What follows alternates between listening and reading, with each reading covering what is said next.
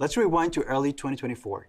You deployed a massive foundation model, and it never delivered value because it had zero access to your actual enterprise data. Every model and every API required its own hard-coded plumbing just to read a few tables. This was the context gap. And that is exactly why the Model Context Protocol was such a massive deal. Instead of maintaining 20 different API wrappers, you just write the integration once, which includes tools, resources, and prompts.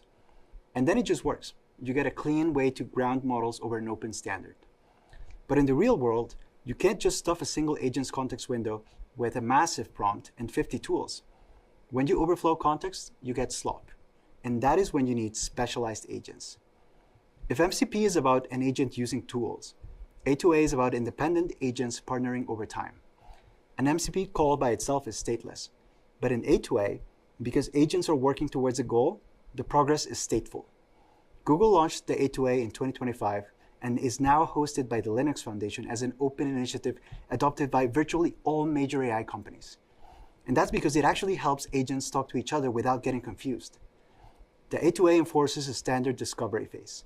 So before anything, we pull down the agent card, and it has the identity, URL, capabilities, authentication, and skills. That is the handshake. It is deterministic, and the calling agent knows rules before you spend thousands of tokens. Now, let's look at the actual work. The requesting agent fires a request across the network. The backend catches it and realizes that it's something that will take a little bit of time. This is where your connection times out if you're not careful.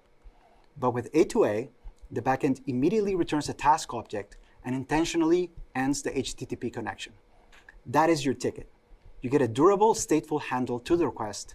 So let's say you went to grab some coffee, you close the tab, you got on an airplane.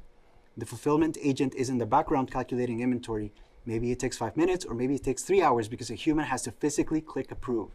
So in the meantime, the sales agent spins down to 0, and when that inventory is finally confirmed, the fulfillment agent hits your webhook and pushes the completed payload to your backend.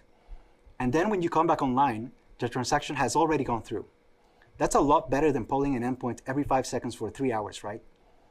Honestly, your teams are not going to build and run a bunch of scripts every time they need to connect an agent. So once you've built your agent, you can provide your A2A agent card, and then it drops right into their Gemini Enterprise app. You can also enable them to support interactive UI elements with things like A2UI, which allows agents to render dropdowns, cards, forms, and other experiences directly inside of the chat window. You can imagine how that allows users to have more guided experiences instead of interacting purely through text. So, when you pull all of this out of the whiteboard diagrams and into something that's real, this is what it actually looks like. Starting with the user UI, you can deploy agents and put them in Gemini Enterprise with A2A. And that is helping your specialized agents actually collaborate on long-running workflows over time. And underneath most agents, you have MCP, which is your stateless grounding. If you're looking for a framework to build fancy agents, ADK is what I recommend. It gives you all of the fancy things you like to do out of the box, because nobody actually wants to write this whole thing from scratch, right?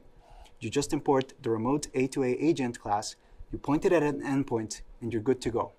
That way, you just focus on business logic. Thank you.